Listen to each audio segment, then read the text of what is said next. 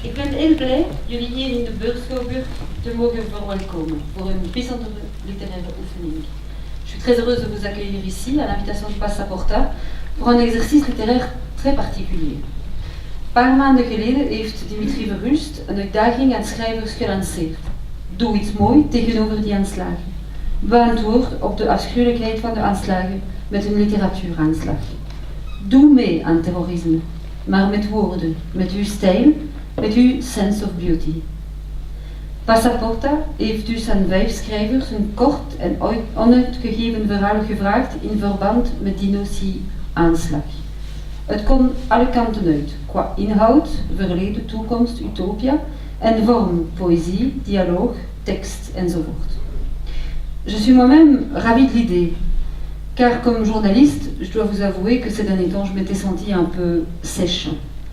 Nous avons tant écrit il y a un an, ce fameux 22 mars, à Zaventem et à Malbec, et depuis lors on a écrit, et encore on a écrit, et on nous a encore demandé d'écrire cette semaine, parce qu'il fallait commémorer. Je ne savais plus en fait quoi écrire cette semaine. Et finalement, je me suis rendu compte que les textes qui me sont parus les plus spontanés n'étaient pas l'éditorial, espace un peu consacré du 22 mars, qui parlait de la division de nos sociétés, de la douleur, de la victoire des terroristes sur nous-mêmes, puisque finalement je disais que leur haine nous avait un peu contaminés, ou la haine de Daesh, de notre corps qui était resté collé sur le sol, à Malbec, à Zaventem, où nous étions, là où ça s'était produit, mais de nos routes qui avaient quand même dû reprendre. Non, ce texte-là ne m'avait pas paru le plus spontané. J'en ai fait 2 autres qui étaient liés à la production de 2 artistes qui en fait ont répondu sans le savoir au défi de Dimitri Verhulst, et ils y ont répondu avant l'heure. Ainsi, Anne-Theresa Kersmacher a commis, mercredi à Beaux-Arts, un attentat artistique, en nous faisant danser et chanter à Beaux-Arts en cercle avec Christine Verel, la femme de Johan qui est mort à Malbec. Et oui, comme le disaient certains, le 22 mars, des musulmans mais aussi des non-musulmans ont dansé. Ainsi, Mohamed El-Bachiri a fait son djihad, mais de l'amour, avec David Van Rebroek, en hommage à sa femme Lubna, morte à Malbec. Il a écrit des poésies, lui, et il en a fait un petit livre qui est paru à de Béziquebet, pas en français, étonnamment, mais ça ne saurait tarder, et je vais me permettre de vous en lire un petit extrait, en hommage à Lubna et aux victimes. Het is midden in de nacht, ik loop de trap af, alles draait. Waar ben ik? De kleine is wakker geworden. Hij schreeuwt, hij heeft honger, hij is 3, onze jongste. We hebben 3 zoons, 10, 8 en 3 jaar. Onze kinderen. Mijn kinderen, moet ik nu zeggen. Haar naam staat nog altijd bij de bel. Natuurlijk, dit is haar thuis. Ook al leeft ze hier niet meer. Ook al leeft ze niet meer. Nu stap ik niet meer. Zonder pillen lukt het me niet meer.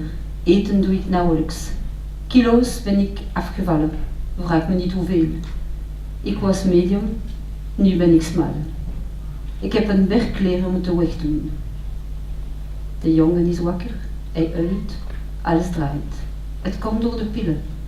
Ik val, ik daal af, ik pak de fles, ik val opnieuw, ik val. Zo leef ik nu. Dit is waar ik nu sta. Mohamed El-Bachiri était conducteur de métro. Il n'a plus repris le métro depuis un an et a du mal quand son aîné lui demande de le reprendre. En nu onze 5 schrijvers, onze literaire terroristen van de dag.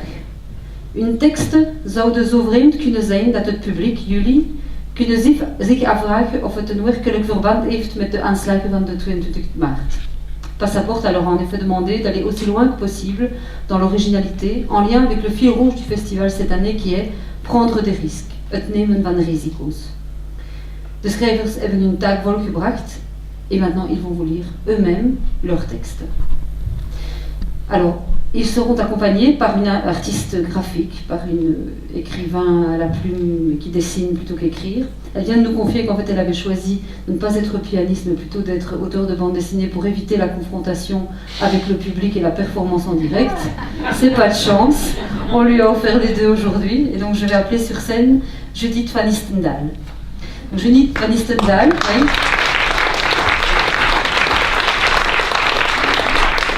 est donc une dessinatrice de bande dessinée illustratrice bruxelloise. En 2007, elle publie le premier volet de son album à succès, La jeune fille et le nègre, Papa et Sophie, puis le deuxième, Babette et Sophie, en 2009.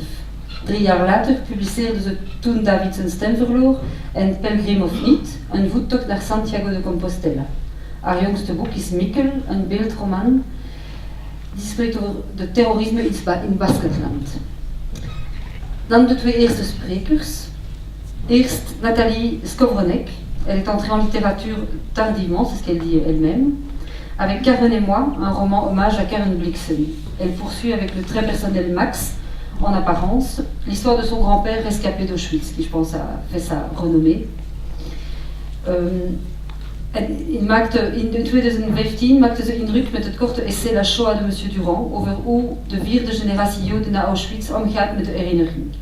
In maart 2017 publiceert ze Un monde sur mesure. Je crois que La Shoah de Monsieur Durand lui a valu beaucoup de demandes, de prises de parole, et on la voit souvent dans beaucoup d'endroits prendre la parole avec à la fois beaucoup d'émotion et beaucoup de conviction, et je pense qu'elle a fait de très très belles rencontres et qu'elle crée beaucoup d'émotions autour d'elle dans ces différentes rencontres.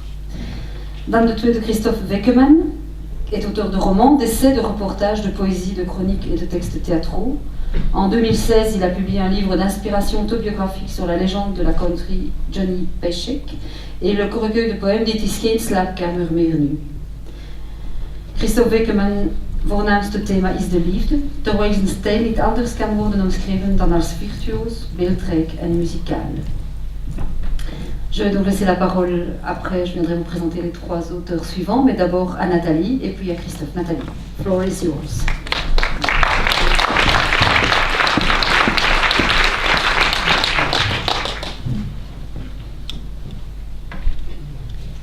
Bonjour. Donc, je vais vous lire un texte écrit spécialement pour cette occasion et qui s'intitule « Soutenir le regard ». Ça commence par une vidéo postée sur YouTube. Un réalisateur américain, lequel, je ne sais plus, explique qu'il ne peut montrer de vraies scènes de guerre dans ses films. Il dit quelque chose comme « Si je devais montrer la guerre telle qu'elle est réellement, la violence faite au corps, le giclement du sang, le démembrement des membres, je ne pourrais compter sur aucun spectateur pour voir mon film. Les images seraient irregardables. Il n'y aurait personne dans la salle. » La phrase fait son effet. Elle reste inscrite quelque part dans un coin de la mémoire. J'y repense souvent, et plus encore ces jours de doute, où on se demande à quoi bon ces tentatives artistiques de dire le monde, comme si, convoqué Dostoïevski, la beauté le sauverait.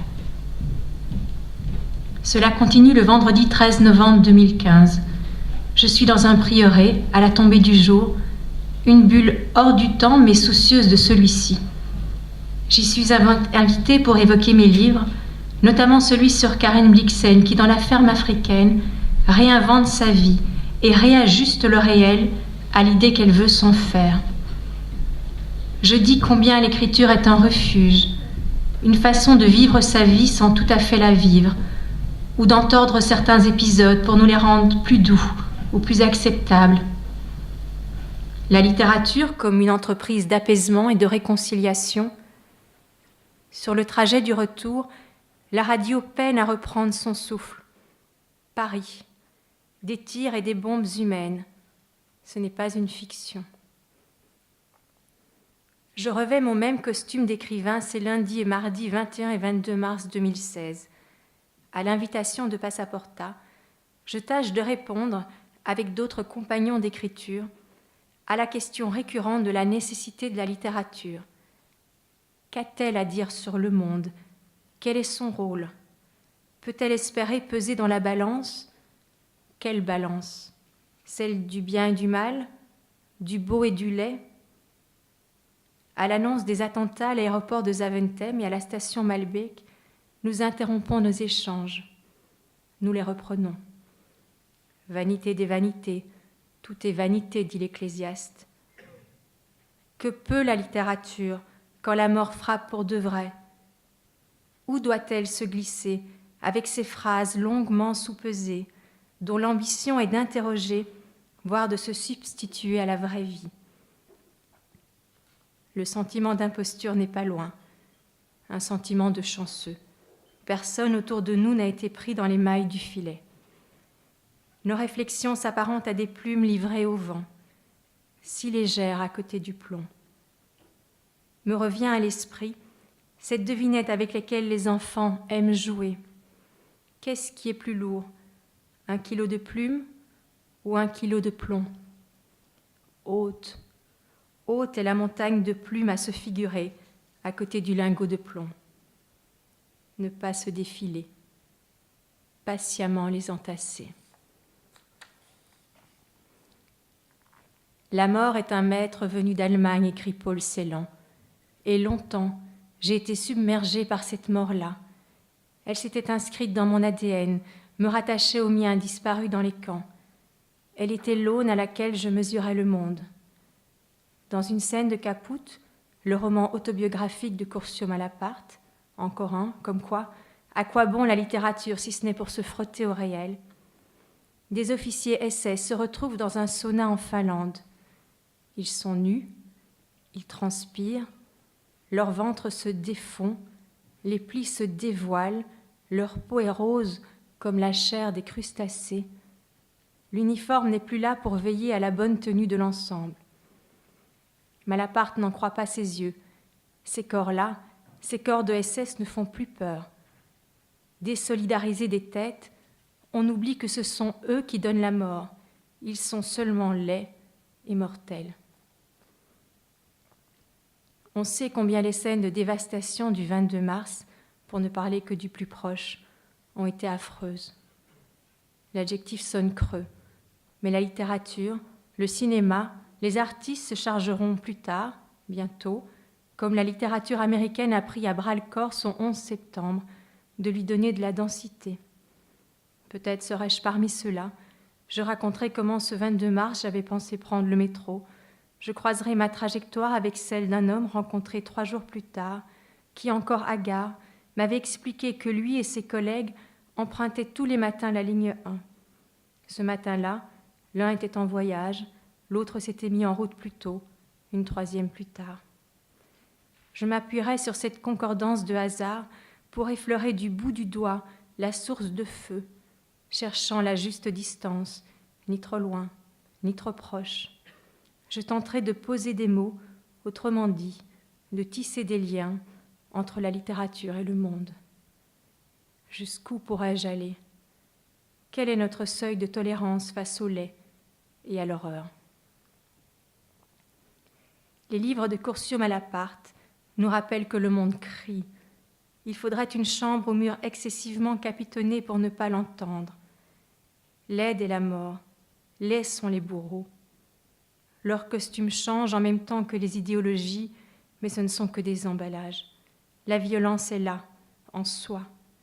Les individus en sont les bras armés et les porte-drapeaux. Selon les lieux et les époques, ils se cherchent un vêtement pour se donner l'illusion d'être unique et fort, un uniforme à la place de sa propre peau, et ils rejoignent leur sinistre meute. Enfin, ils existent. Leur cruauté a trouvé une cible. On aimerait deviner les peaux flasques, la misère des corps sous les masques de haine de ceux qui se sont drapés dans le costume du djihadiste. Comme on désamorcerait une bombe. Mais les bombes explosent par leurs mains et on ne sait comment soutenir le regard. Malaparte a choisi Naples comme ville d'adoption. Roberto Saviano, l'auteur de Gomorra, y est né. Tous deux se frottent au mal et en parlent en connaissance de cause.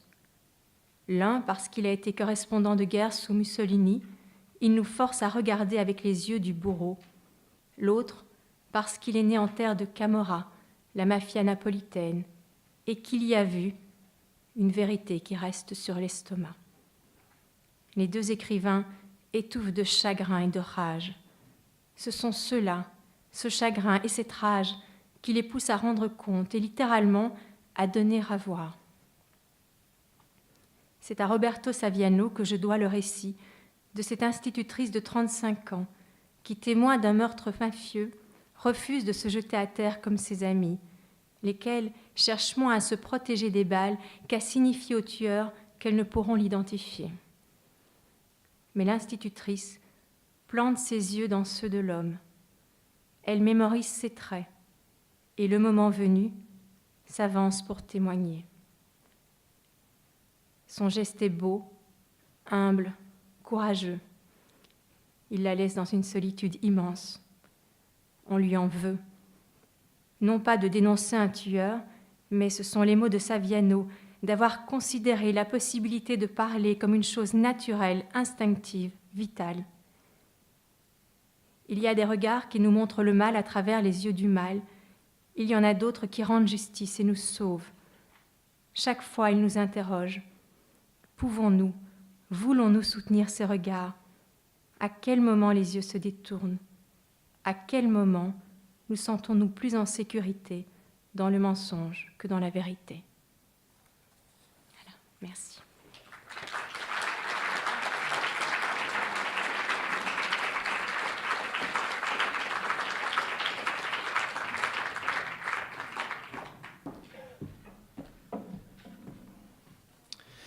Goedenavond.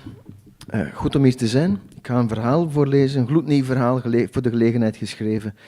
Dat is getiteld Vrij geruststellend nieuws van op de wijdse vlakte van de grenzeloze eenzaamheid.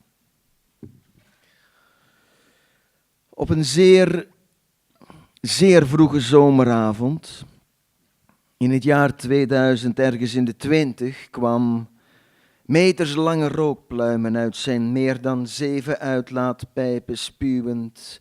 Een lange, zwarte, matte, brede wagen die op hoge wielen reed, de weg naar de vallei van de gewisse liefde afgebulderd. En aan het stuur ervan zat ik, met mijn mond vol koude, gouden tanden als een woeste gek te kauwen op het uiteinde van een onaangestoken klapsigaar. Te moede was het mij geweldig en ik voelde mij meer bepaald vervuld van hoop. Na al die jaren van vertwijfeling, ellende, tristesse en misère, mentale malaise, low-down feelings, geestesziekte en angst. Mijn God, o God, die angsten altijd. Altijd weer die angsten en angst. Ik wist dat ik een groot risico nam door te hopen. Was het niet de hoop die sterkere mannen dan ik op de vloer en zelfs lager, dus in de grond had gekregen? Toch was er de hoop. Ik had geen andere keus dan te hopen, aldus ervoer ik dat. En toen ik even later in de zanderige hoofdstraat ter vallei van de gewisse liefde was beland en mijn merkloze wagen, rustig deinend op zijn wielen, langzaam uitbolde, tot hij tenslotte aan de kant tot stilstand kwam en het gebulder van de motor plaats maakte voor het wel haast mateloos hoge volume waarop ik Take a Chance on Me van ABBA door de boksen liet dreunen, mocht ik tot mijn vreugde vaststellen dat mijn hoop volkomen terecht was geweest. Want daar, kijk, daar kwamen zij al tevoorschijn, daar verschenen zij, de schaars geklede schoonheden die de vallei in kwestie volgens bepaalde door mij geraadpleegde en vervolgens lukraak maar klaarblijkelijk terecht als betrouwbaar bestempelde bronnen bevolkten. Daar kwamen ze mij en mijn met allerhande topzware parfums rijkelijk overgoten wagen alreeds tegemoet gedanst door het geruisloos opstuivende stof. De blikken zonder te verpinken strak en sensueel op mij gericht. Ze leken in trance, ze zagen er goed uit. De meisjes en vrouwen, er was in geen velden of wegen een andere man te bekennen. Ik koos degene met de gespiertste dijen en dierlijkste billen. Al wist ik dat ik zodoende een risico nam, want vrouwen met gespierde dijen en dierlijke billen zijn doorgaans niet heel trouw van aard. Maar ik koos hem niettemin. Ik was in een bewust en zelfs principieel onvoorzichtige stemming en we reden samen de vallei van de gewisse liefde uit, ditmaal heuvelopwaarts en in een tevreden stilte, te gelukkig voor muziek. Maar de stilte was van korte duur, hoor, want die nacht brulden wij zo luid dat de sterren uit de hemel vielen en wij, nadat we dan eindelijk toch nog zenuwloos en schier ten dode toe verzadigd in een diepe slaap verdwaald waren geraakt, des anderendaags allebei gedroomd bleken te hebben, wij beiden, over dolzinnige leeuwen en tijgers. Kristalien, zoals zij heette. Kristalien en ik waren gelukkig, wat natuurlijk een enorm risico inhield, omdat geluk uitermate vergankelijk is en zeker het veelbesproken liefdesgeluk maar al te vaak durft af te nemen naarmate de tijd verstrijkt, waarna het geluk niet zelden zelfs vervuilt tot wederzijdse ergernis en erger. Maar ik gevoelde mij onverschrokken genoeg om Kristalien te beminnen. En al gauw ook haar ten huwelijk te vragen, waarna wij trouwden en nog steeds gelukkig waren. En ik kauwde op mijn klapsigaar en ik hield van haar die mij trouw was. En ook altijd beloofde ze mij trouw zou blijven, gespierde dijen en dierlijke billen of niet. We vestigden ons in het dal van het welzijn, waar ik aan de kost kwam als de pijlsnel stotterende directeur van een zeer mysterieus eenmanscircus, terwijl mijn mooie Kristalien de gehele dag lang in een rafelige jurk die ik voor haar gekocht had van een handelaar in peperdure spullen door derden opgeloste kruiswoordraadsels zat te lezen met een smalende trek om haar mond die mij van louter lijfdrift zonder meer soms mijn gezond verstand alsmede het bewustzijn deed verliezen, zodat ik niet langer in staat was mezelf te zijn en ik haar wildvreemd kende.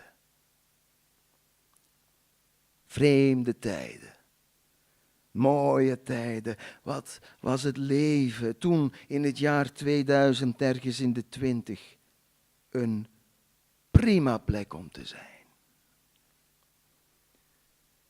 En toen, na jaren, gebeurde er niets. Behalve dat ik kalmpjes plannen was begonnen te maken om het dal van het welzijn te verlaten en het meer specifiek te verruilen voor de berg van het absolute toppunt, waar ik de heerlijkste verhalen over gehoord en soms ook zelf verzonnen en verteld had. En in het kader van deze eventuele verhuizing had ik op zeker ogenblik met Kristalien een goed gesprek over de toekomst. En toen zei ze plotseling, terwijl ze zacht en dromerig met een 2 of 3-tal luie vingertjes haar eigen bovenarm streelde, dat ze het allemaal soms bijna niet geloven kon. Ik lachte. En ik vroeg wat ze bedoelde en ik lachte en ik was op stel en sprong op mijn hoede en op mijn qui-vive. Het kwam erop neer, zei ze, dat ze zich soms afvroeg of het allemaal niet te mooi om waar te zijn was. Was dit allemaal echt? Bestond zij wel? Bestond ik wel? Was het dal van het welzijn of de vallei van de gewisse liefde, waar zij vroeger scheen te hebben gewoond zonder zich van deze periode ook maar 1 dag te herinneren, een echt bestaande plek? Ik vroeg haar of ze wel besefte hoe groot de risico's waren die ze nam door zulke vragen te stellen. Wat was de waarheid, riep ik uit. Wat andere mensen ervan maakten, of wat ze zelf beslisten dat de waarheid was. Beter het laatste, toch? Wat konden andere mensen ons immers verdommen? Maar ze hield vol. Leefden wij niet in een luchtspiegeling? Leefden zij niet in een fantasiewereld, zoals ook mijn eigen geluk slechts bestaan kon bij de gratie van de krachten van mijn verbeelding? Ze was bang van wel, zei ze. Bang, riep ik uit. Bang. Spreek mij niet, liefste, van bang zijn. Ik zal je vertellen over de werkelijkheid. 30 jaren lang leefde ik in een wereld die zich elke dag opnieuw verschool achter het masker van de waarheid, ook wel genoemd de realiteit. En elke dag opnieuw was ik bang dat ik liever zou sterven dan verder te leven. Iedereen was trouwens bang. Iedereen die ik kende en iedereen die ik niet kende, zwakzinnige buiten beschouwing gelaten. Mensen namen al een risico, toch zeker naar het einde toe, geloof me, voor alles ineenstortte, door naar een theatervoorstelling te gaan. Maar de alomtegenwoordige dreiging van terreur was nog klein bier in vergelijking met de terneerdrukkendheid die uitging van zo goed als elk detail waaruit de resterende samenleving nog bestond. Een samenleving waarin de mensen met het minste talent op de meeste handen werden gedragen, waarin de natuur zo'n sterke en collectieve weerzin wekte dat men er zelfs toe overging om te proberen de geslachten af te schaffen, waarin corruptie werd vergoelijkt en elke vorm van traditie en fatsoen bewust en op de grootste schaal in diskrediet werd gebracht. En wat, liefste, kreeg je in ruil? Wat kreeg je voor deze samenleving, deze wereld, die waarheid in ruil? Het recht op een kleine geldelijke vergoeding wanneer je de fiets nam om naar je werk te gaan. Spreek mij niet van bang zijn, liefste. Spreek mij niet van een luchtspiegeling. Ach, zwijg mij van de werkelijkheid.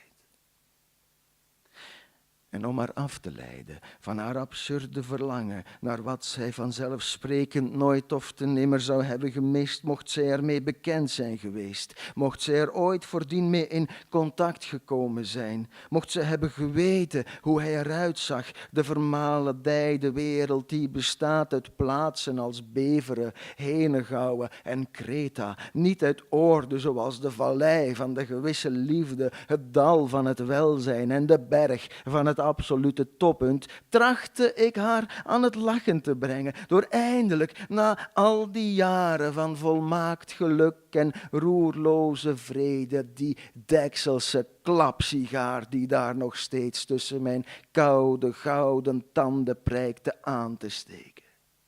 En ofschoon het effect ervan waarlijk heel prettig was en geestig om te horen en te zien, want het betrof hier niet zomaar een ordinaire klap.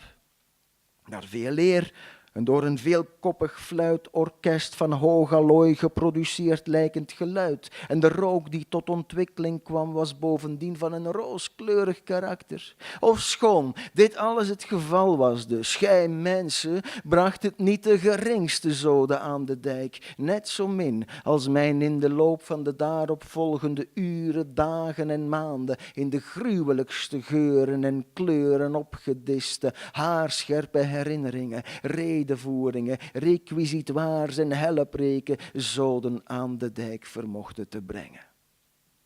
Ze ging, kristallien. Ze vertrok, gelokt door datgene wat ik met 7 uitlaatpijpen onder mijn achterbumper ontvlucht was. Ze ging, nieuwsgierig, benieuwd, en ze nam haar gespierde dijen mee, mitschaders haar dierlijke billen, en liet mij achter op de wijdse vlakte van de grenzeloze eenzaamheid. Ik heb niets meer te verliezen nu. Zonder haar zal het mij altijd, voor eeuwig, aan alles ontbreken. Elk gevaar, kortom, is geweken. Dank u.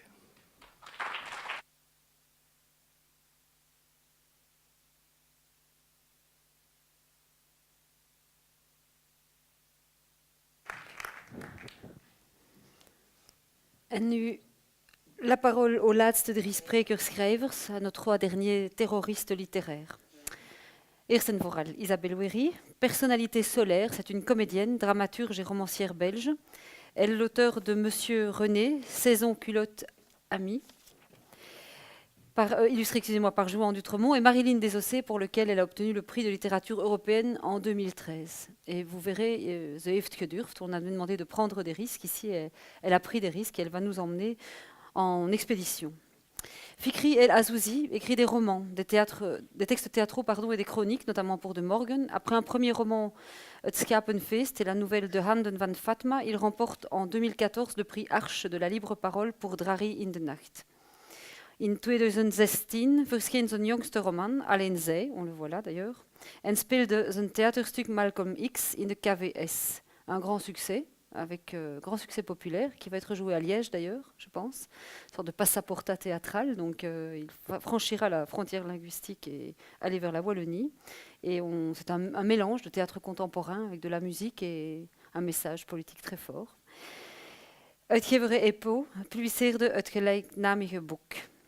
Un daarna bien connu des auditeurs de la première, la RTBF, et aussi peut-être des lecteurs du soir, parce qu'il a commencé par des chroniqueurs dans mon journal, pour ses premiers cafés serrés. Il a d'ailleurs dû abandonner l'écrit pour l'audiovisuel, on regrette. Thomas Gunzik est un auteur belge reconnu pour son humour noir. En 2001, il reçoit le prix Rossel pour Mort d'un parfait bilingue, et en 2016, le prix triennal du roman de la Fédération Wallonie-Bruxelles pour manuel de survie à l'usage des incapables. Daarnaast werkte hij samen met Jaco van Dormal aan het toneelstuk Kiss and Cry, et maintenant à la suite, qui remplit aussi les salles. Également était au KVS il y a quelques jours, mais fait le tour de la Belgique et est parti pour faire le tour du monde. Une pièce dont il est intéressant de voir comment elle a été construite avec peu de choses, et en partant aussi par l'idée qu'il fallait prendre des risques et partir avec des petits éléments dans une cuisine pour faire vivre une réalité magique. Et du nouveau film, le tout nouveau Testament. On va leur donner la parole, et je vais rappeler que Judith Van Nistendal continue son travail d'illustration pendant la lecture. Et donc Isabelle Ouiri, à vous de nous emmener en expédition.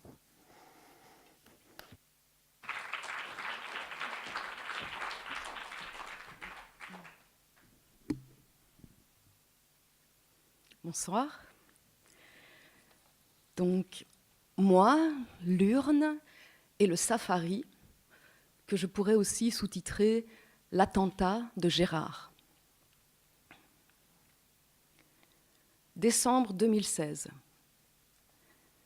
Déjà 9 mois que mon Gérard est décédé au cours de l'attentat du 22 mars à l'aéroport de Zaventem. J'ai récupéré mon mari en pièces détachées, comme ces affreux meubles suédois, et tout ça a terminé en crémation au funérarium d'Uccle. Et j'ai pu ramener Gérard à la maison en cendres, dans une urne grisâtre, en forme de bouteille de Fanta, on aurait dit, que j'ai posée sur ma table de nuit. Vivre avec une bouteille de Fanta n'est pas agréable tous les jours. Je me mis à haïr la terre entière, l'humanité tout entière, les blancs, les beurs, les Shintok, les Esquimaux, les arbres, les couleurs, les étoiles, les océans, le chocolat, ma mère morte, mon père mort, et surtout, ce sale goéland qui venait de m'arracher à la seule créature qui me reliait encore un tantinet à la vie, Michel-Ange, mon gentil petit chien, que ce sale goéland avait kidnappé sur la paisible digue du Zout, Michel-Ange, qui gambadait, insoucieux, et sur qui ce goéland s'est abattu pour l'emporter dans les airs. J'ai vu le joli nœud rose fluo de Michel-Ange s'éloigner dans les cieux en direction de la mer toute grise, et à un moment, la brume a tout avalé. Me restait dans les mains une laisse vide sans chien, et c'est très bizarre, une laisse vide sans chien. Mais aujourd'hui, il y a un coup de téléphone qui me laisse pantoise. « Chère Madame Vermeulen, ici la compagnie Suisse Air et blablabla, blablabla et blablabla. Nous sommes vraiment désolés pour votre mari, mais votre mari ayant accumulé un nombre considérable de miles, Suisse Air serait tellement heureuse de vous accueillir à bord d'un de nos longs courriers, que ce soit pour l'Asie, l'Océanie, l'Amérique, l'Afrique, Africa. » À peine eut-il prononcé ce mot que je sentis l'appel d'un grand tam-tam tonitruant, un grand boum-boum au fond de mes entrailles. Ah tiens donc, c'est vrai que Gérard et moi avions toujours rêvé d'un un vrai safari en Afrique. On se l'était même promis. Et j'ai donc répondu au gars, safari, Afrique du Sud. Et c'était fait. Il me restait 3 semaines pour préparer ma valise. Et ma décision était prise. Gérard viendrait avec moi. Il y aura moi, l'urne et le safari.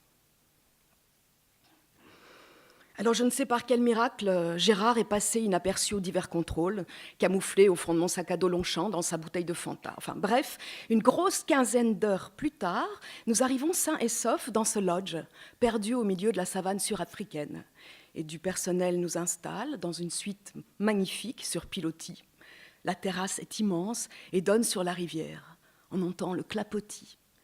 Et je note que d'autres voyageurs ont été installés dans la suite à côté de la nôtre.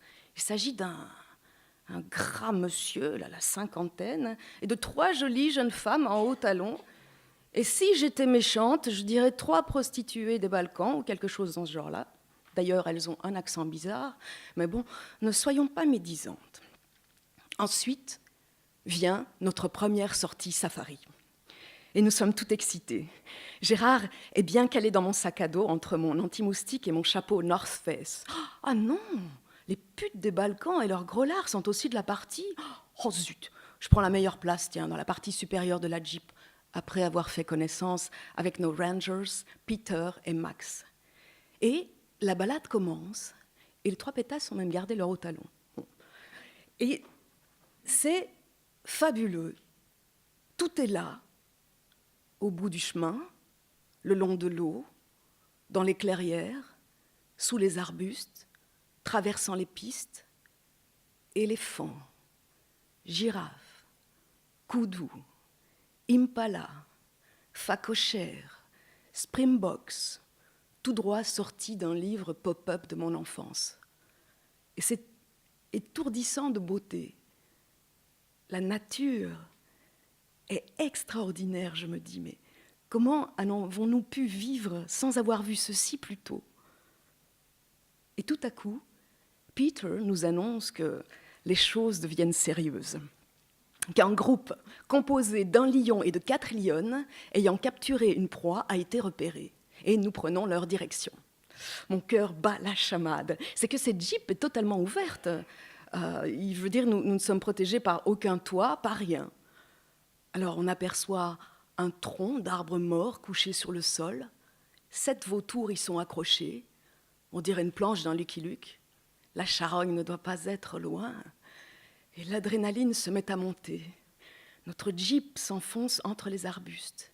Et nous parvenons à une petite clairière où 5 superbes félins reposent, ivres de chair fraîche, alanguis sur le flanc. La Jeep avance et je frémis. Nous nous rapprochons dangereusement des animaux. Et s'ils nous sautaient dessus tout à coup, les pétasses des balcons rigoleraient moins avec leurs talons dans la savane. Mais Peter nous rassure. Si nous ne faisons aucun mouvement brusque, ces animaux ne nous considèrent pas, d'autant qu'ils ont l'habitude de la présence des jeeps et des humains. Mais soudain, une des lionnes se soulève. Elle se dirige nonchalamment vers nous. Oh, que c'est impressionnant. Gérard et moi sommes tétanisés. Allons, chérie, reprenons-nous. On l'a tellement désiré, ce safari. Bon, maintenant, c'est tout le groupe des félins qui passe à nos côtés. Et je retiens ma respiration. Si je sors vivante de cette Jeep, je bois un gin tonic bien serré ce soir. Et puis, une des lionnes se met à aguicher le chef lion. Et Peter nous explique que quand les femelles ont été engrossées par un autre lion que leur chef lion, elles s'arrangent pour tout de même s'accoupler avec le chef lion afin qu'il croie que les petits à venir sont de lui et qu'il ne les rejette pas. Quelle intelligence des femelles, je me dis. Et cette scène a l'air d'émoustiller le gros gars des balcons que je vois s'approcher de la brunette en cuinant comme un gros porc. Et les félins, eux, rugissent. Et ça, entendre un gros félin rugir près de toi, c'est glaçant. Parce que tu sens la puissance incroyable de l'animal. Et ça s'accouple, ça hurle, ça se répand, ça se vautre. Je ne suis vraiment pas à l'aise. De grosses gouttes de sueur perlent à mes tempes. Mais enfin, le jour commence à tomber et nous nous éloignons. Alors notre jeep s'arrête plus loin, dans une plaine surélevée. Et en un tour de main, nos rangers ont transformé le capot de la Land Rover en bar à apéro. On va vraiment prendre un gin tonic au milieu de la savane? Gérard a l'air ravi, c'est totalement surréaliste, mais mes vulgaires compagnons de jeep entament la conversation dans un anglais approximatif, et la main du gros type a toujours l'air de traîner dans la culotte d'une des nanas. Au final, je m'en fiche. Dans ce corps à corps avec la nature et avec l'aide du gin tonic, je fonds. Je fonds comme un petit sucre dans une tasse de thé anglais. Pour la première fois depuis la mort de Gérard, je ne suis plus cette boule de rage et de haine. Je suis à nouveau ce tout petit être humain époustouflé par la beauté de l'existence. Et discrètement, je pleure. Le crépuscule devrait masquer l'affaire. Mais soudain, vision apocalyptique. 30 mastodontes, éléphants apparaissent, mais comme par magie. Mais des gros. Je suis atterrée. Et les éléphants nous considèrent. Le temps s'arrête. La savane suspend ses bruissements du soir. Du vent souffle. Et les éléphants poursuivent leur chemin. Les jours qui suivirent furent fabuleux. On a vu la savane d'aurore et de nuit, la hyène nourrir ses petits, des lions s'aplatir devant l'éléphant, des impalas par grappes. On a vu et senti l'odeur de la charogne puissante et musclée, viande faisandée, la hyène tournait. On a vu les sublimes wild dogs, on a senti les parfums d'anis, vu le soleil dans les arbres morts tomber, vu la beauté de la nature déclinée à l'infini, la voie lactée percée d'étoiles. Alors nos nuits étaient particulièrement agitées. La présence de tous ces animaux, cette plongée dans une nature vierge comme au premier jour de l'humanité, et cette proximité silencieuse de serpents, mais aussi mythique que le Black Mamba, le reptile le plus venimeux d'Afrique, dont la seule morsure pourrait tuer plusieurs dizaines d'hommes. Tout ça réveille en nous un désir charnel, des démangeaisons du corps, et j'entends Gérard agité dans sa bouteille. Non, et le groupe des Balkans a l'air de s'y donner à cœur joie, lui aussi, je les entends gigoter sur la terrasse. Tiens, je me demande si les pétasses gardent leurs talons. Mais le dernier jour de notre safari fut le jour de l'événement majuscule. Gérard et moi étions transformés par notre expérience africaine. Nous nous sentions proches, mais comme jamais. On a embarqué dans la Jeep pour notre dernière sortie dans le bush, comme on dit ici. Et je sens Gérard triste, mais triste de quitter ce paradis terrestre. Alors je lui garde la meilleure place sur la banquette, côté extérieur, avec la meilleure vue. Et nos rangers nous annoncent que des léopards ont été repérés près de la rivière. Et le léopard, c'est l'animal préféré de Gérard. Nocturne, beau, fort, furtif, solitaire, sa ruse, sa manière singulière de hisser ses proies dans les arbres pour les mettre hors de portée des autres prédateurs. Et nous arrivons aux félins. Ils sont camouflés dans de hautes herbes, une mère et son petit. Et c'est très beau et très doux. Et je sens Gérard ému, mais terriblement ému. Alors notre ranger tente de rapprocher notre jeep, mais l'endroit est escarpé et pentu, on sent que la manœuvre est complexe. Mais la jeep descend bas, toujours plus proche des léopards. Et je sens Gérard de plus en plus agité. Et je ne sais ce qui s'est passé, mais il y a eu un grand choc de la Jeep contre un rocher et tous les passagers ont été projetés vers l'avant.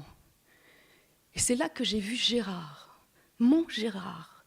Je l'ai vu sortir du sac et s'envoler. Je l'ai vu s'envoler haut dans le ciel, volatile un peu spécial, puis retomber un peu plus loin près des léopards qui ont hurlé surpris. La bouteille de Fanta a explosé au contact du sol et une poussière dorée a coloré toute la savane, recouvrant les léopards, la terre, l'eau de la rivière, les herbes hautes, les roches, le ciel, mes yeux. Alors, personne n'a rien compris à l'événement qui venait de se passer. Mais moi, je savais. Je pouvais rentrer à Bruxelles maintenant. La magie avait eu lieu.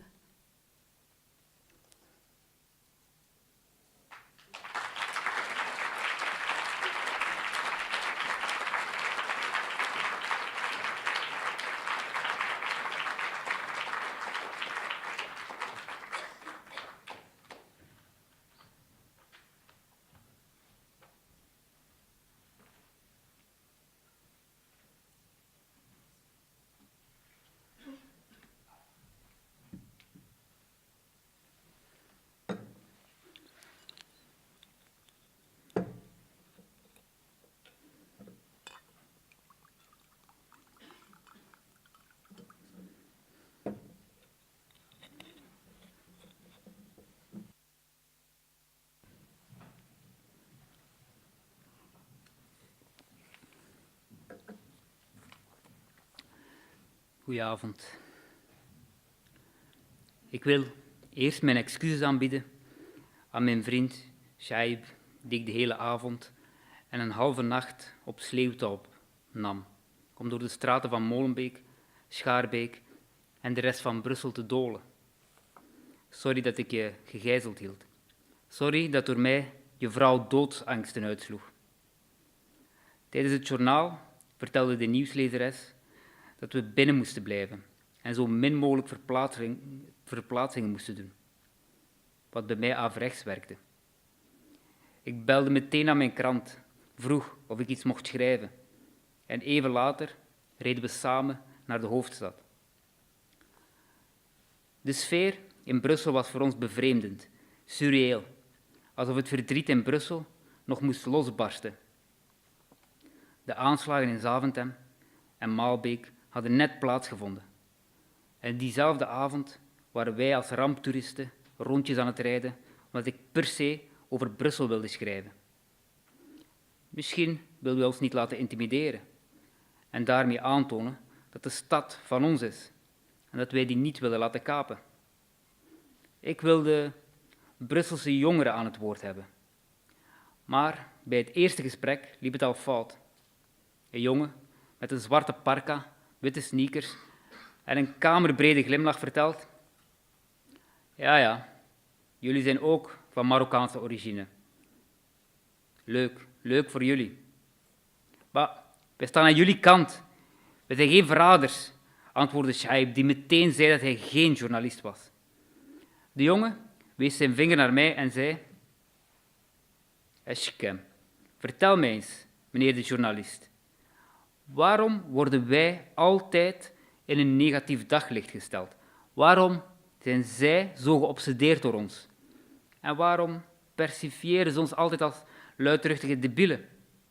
Ja, meneer de journalist, leg het maar uit, lachte Shaib. Sta jij nu aan zijn kant? Vroeg ik. Ik, zei Shaib, sta aan de kant van de jongeren. Zij kunnen nooit reageren, zij moeten altijd ondergaan. Ik had even geen repliek. Daarna dacht ik bij mezelf: waarom moet ik journalisten verdedigen? Ik ben niet eens een echte journalist, ik ben een schrijver. Jullie hebben gelijk, journalisten verzinnen maar wat. Maar waarom doen ze dat eigenlijk? Waarom denken ze dat wij wisten waar Salah Abdeslam zich verstopte? Met wij bedoel ik moslims. En hij zat al die tijd trouwens in Vorst. Want zodra hij een voet in Molenbeek zette, werd hij opgepakt. De hond, schrijf dat op, de hond, zegt dat ik en heel Molenbeek hem een schurftige hond vinden. En ik wil nog zeggen dat mijn hart naar alle slachtoffers van de verschrikkelijke aanslagen gaat. En ik wil ook zeggen dat iedereen welkom is in Molenbeek. Iedereen is welkom in Brussel. Er is geen betere plaats om te vertoeven. Molenbeek for life. Assalamu alaikum. Alaikum salam, antwoordde ik. Shaib gaf hem op alle punten gelijk. Maar hij vond wel dat hij honden beledigde. Hij had hem beter vergeleken met een rat of een kakkerlak. Honden zijn veel te schattig.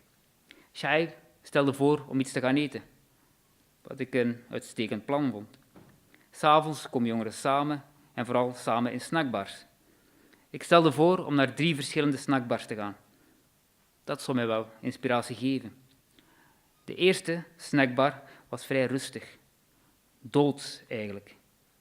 Een lege snackbar boezemt weinig vertrouwen. Maar toch bestelden we een pakje friet met samurai-saus en dronken we allebei een Sprite. Het pakje was vrij snel op en we verlieten de zaak. De tweede snackbar was interessanter. Ik had daar een mitraillet met kip en Andaluze saus, Shaib en kipcorn. Hij is op dieet. 5 jongeren van Maghrebijnse origine waren aan het discussiëren over de aanslagen. Eigenlijk waren het er 3. De 4e hield zich afzijdig door apathisch en met een glazen blik voor zich uit te staren. De 5e was druk aan het swipen op zijn smartphone. Eerst ging het erover dat terroristen geen moslims waren. Moslims doen het goede. Zij helpen de mens en plegen geen laffe zelfmoordaanslagen. Zelfmoord is trouwens haram. Daarna ging het weer de andere richting uit. De terroristen geloven wel in God, de profeet en de 5 zuilen. De jongeren kwamen uiteindelijk tot de consensus dat het slechte moslims waren en die zo hard mogelijk gestraft moesten worden. Ze moeten dit filmen, zegt Shaib. Zo'n debat zie je nooit in Ter Zake of in de 7e dag. Daar staan oude witte mannen te discussiëren over radicale jongeren en nu hoor je de discussie door de jongeren zelf, zei Shaib, die nog een Mexicano bestelde. Een lange, zwarte jongeman met dreadlocks wandelde de snackbar in en zei verschrikt: Hey, kunnen jullie echt geen beter moment zoeken om nu aanslagen te beramen? Niet grappig. Laat de lijken eerst koud worden voor je ermee lacht, antwoordt de jongeman met een blauw trainingspak en achterovergekamde haren met nog eens te veel gel erin. Ach, zolang mijn eten maar niet koud wordt. Die dreadlock is wel grappig. Het gesprek mondt nu uit in complotten en samenzweringstheorieën. De CIA en de Mossad zitten erachter. Zij willen moslims in een verkeerd daglicht stellen. De vrijmetselaars, dat zijn eigenlijk verdoken kruisvaarders die op termijn een oorlog plannen. Ze komen nu tot een consensus dat de wereld veel geheimen heeft en dat we eigenlijk niet veel weten. Het is beter om weinig te weten, anders word je stapelgek. Uit het niets reageert een jongen met zwarte pet en leren jas furieus.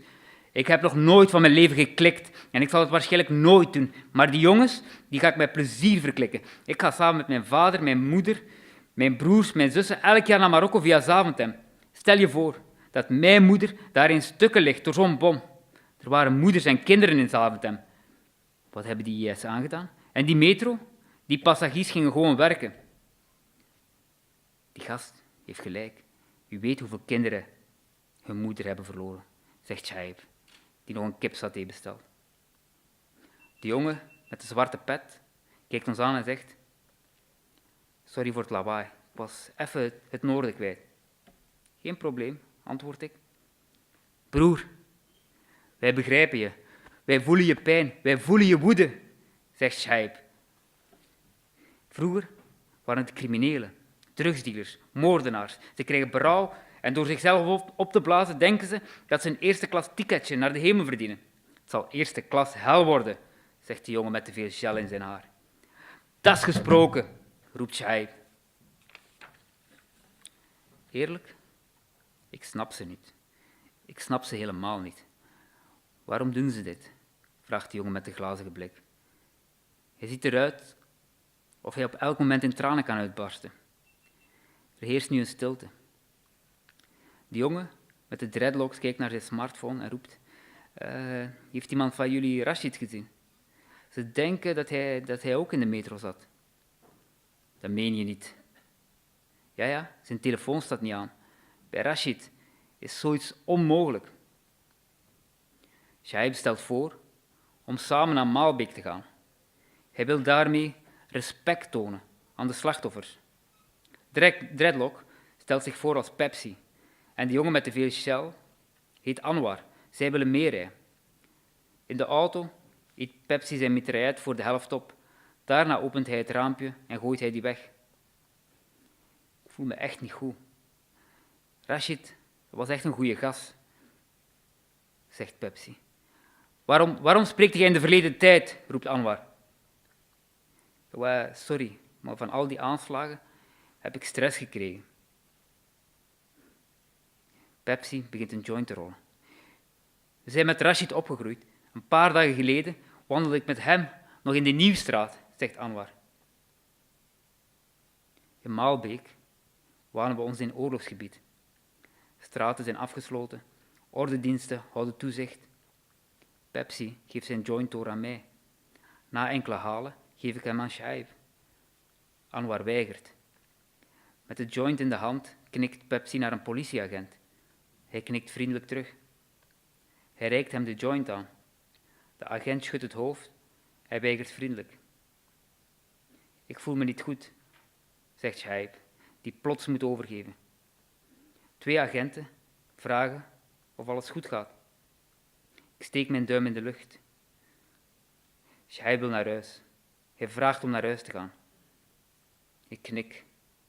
We nemen afscheid van Pepsi en Anwar, die nog even willen blijven, en rijden naar huis. Dank u wel.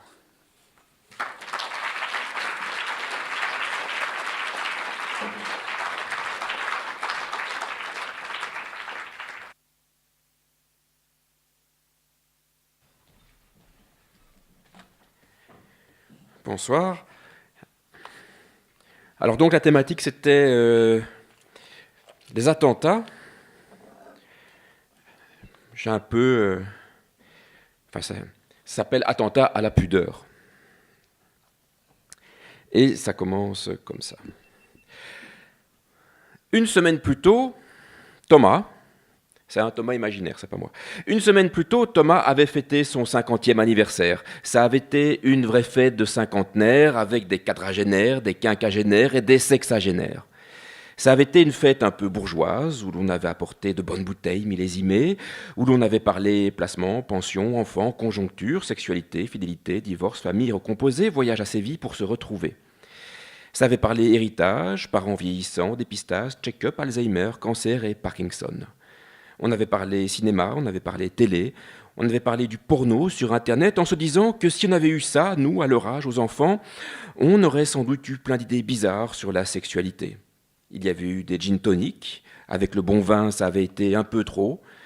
On avait été un peu ivre, mais dans la limite du raisonnable, et ça avait été à la faveur de cette ivresse qu'était venue l'heure des bilans.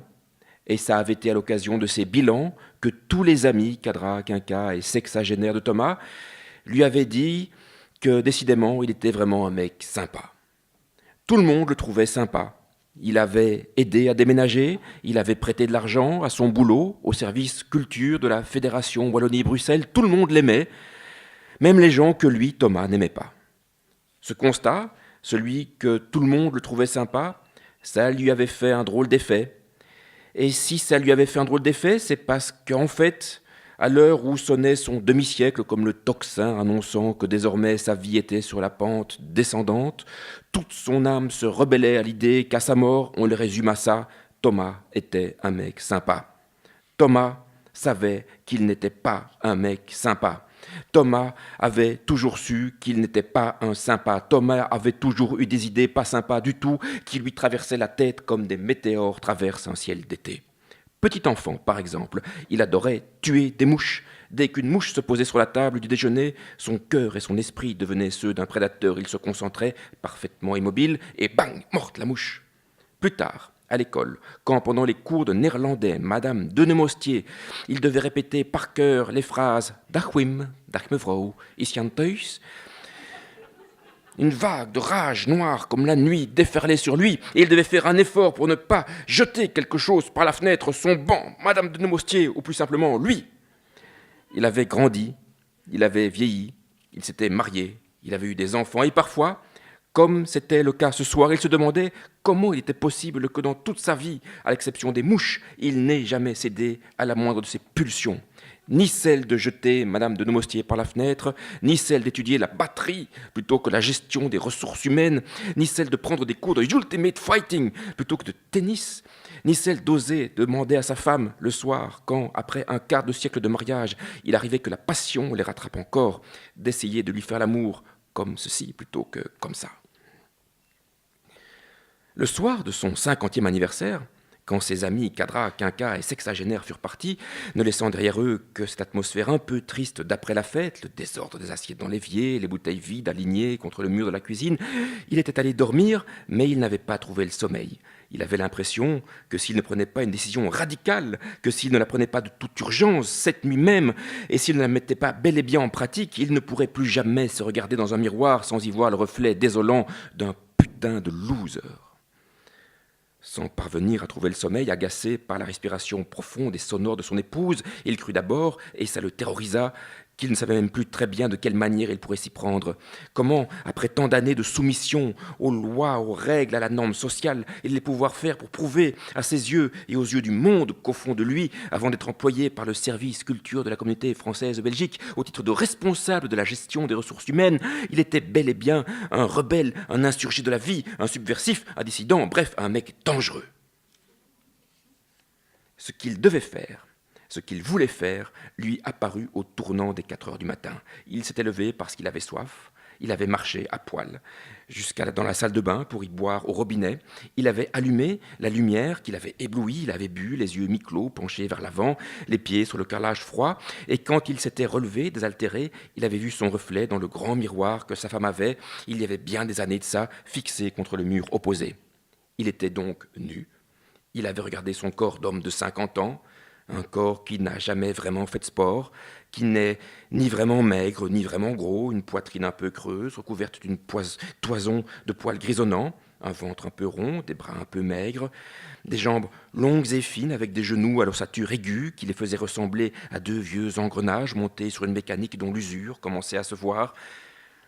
Au milieu de tout ça, niché dans le buisson dru du pubis, comme une musaraigne sous les ronces, il y avait le tuyau rosâtre de son sexe.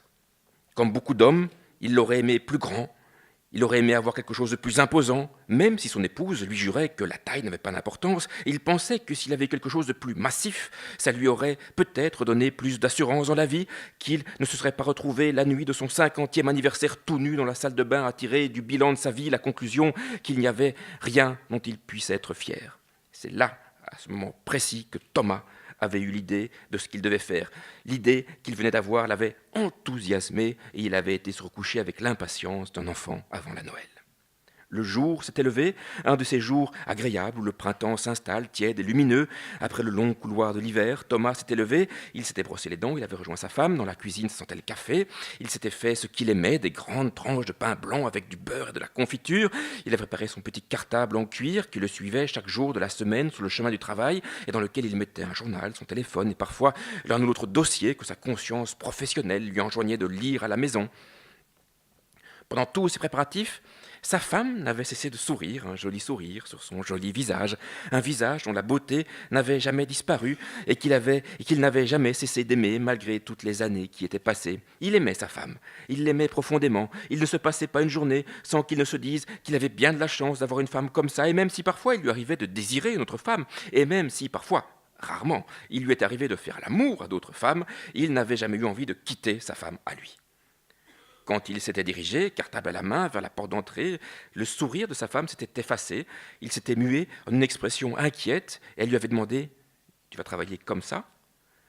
Il s'était attendu à la question, il y avait répondu le plus simplement du monde « Oui, c'est mon choix, j'en ai besoin. » Et il avait quitté la maison.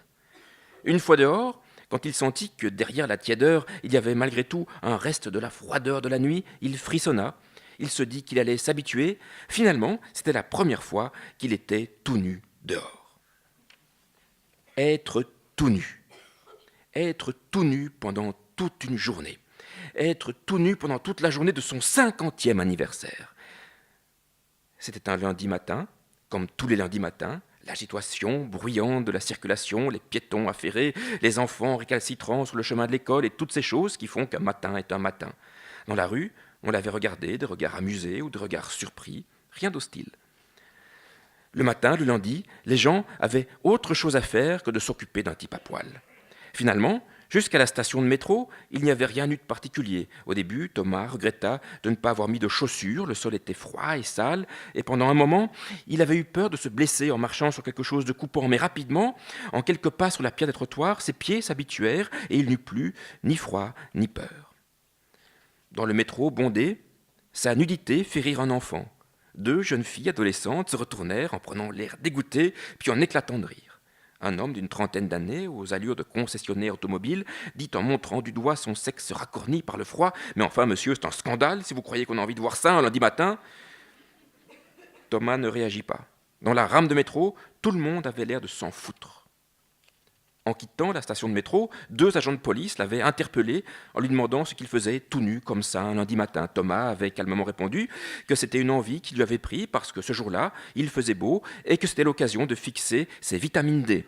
Ils lui demandèrent ses papiers, qu'il tira de son cartable en cuir, il lui fit remarquer qu'il n'avait pas à se promener tout nu, que c'était interdit. Thomas, très aimablement, leur rappela que rien dans le code pénal n'interdisait d'être nu dans la rue. Tout au plus, l'article 222-32 interdisait l'exhibition sexuelle, qui était un acte odieux, il était bien d'accord, mais un acte qui n'avait rien à voir avec le fait d'aller simplement à son travail nu par une belle journée de printemps. Les 2 agents s'étaient regardés, le plus grand avait haussé les épaules et il l'avait laissé partir.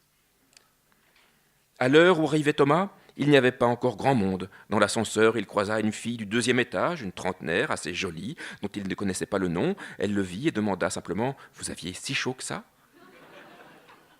Son bureau, qu'il partageait avec 2 autres personnes, Antoine et Sophie, était encore vide.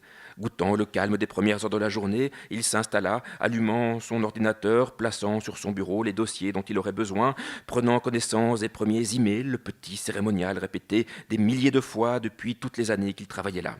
Et puis Antoine arriva, un garçon d'à peine 30 ans, qui avait rougi en le voyant, mais qui n'avait rien dit. Et puis Sophie, une femme solide, mère de 4 scouts mâles, qui lui avait dit qu'avec ses fesses nues sur le tissu du fauteuil, il allait certainement avoir des irritations, et qu'elle lui conseillait de mettre un tissu en coton, comme un essuie de cuisine par exemple, pour se protéger l'épiderme. Et puis la journée se passa, calme et printanière. Vers 15h, un orage éclata, et Antoine lui avait demandé « Ça va aller pour le retour ?» Au moment où Thomas regarda par la fenêtre, l'orage était déjà terminé, et Thomas avait simplement répondu que ça irait. À la fin de la journée, quand il se mêla au flux des employés quittant le travail, il entendit une voix d'homme dire « Mais où il se croit celui-là ?» Il se retourna, mais parmi les visages qu'il vit, il ne put deviner celui qui avait prononcé ces mots. Pendant un instant, il s'était senti blessé, puis il n'y pensa plus. Dans le métro, il croisa les mêmes visages que le matin. Les gens avaient l'air crevés par une longue journée de travail. Les ados bâillaient en pianotant sur l'écran de leur Samsung Galaxy. Le trentenaire en costume tenait à mi-voix une conversation qui avait l'air pénible. « Je te le promets, » répétait-il. Plus personne ne regardait Thomas. Il arriva chez lui en même temps que sa femme. Elle lui demanda « Tu as eu une bonne journée ?»« Oui, mais j'ai les pieds sales maintenant. Peut-être qu'il faudrait prendre une douche, avait-elle dit. Il prit une douche, il passa un training, le coton était doux et tiède, c'était confortable, il était bien. Il se regarda dans le miroir avec une certaine fierté. Il a eu l'impression que l'acte de résistance qu'il avait posé aujourd'hui l'avait un peu changé. Il se trouvait un peu plus beau que d'habitude. Quand il arriva dans le salon, sa femme lui dit « Tu as l'air heureux ?»« Il y a des jours où on aime bien la vie, » il avait dit. Le soir, après avoir regardé un documentaire historique sur la guerre des Malouines, ils avaient fait l'amour. Ça faisait longtemps que ce n'avait pas été aussi bien.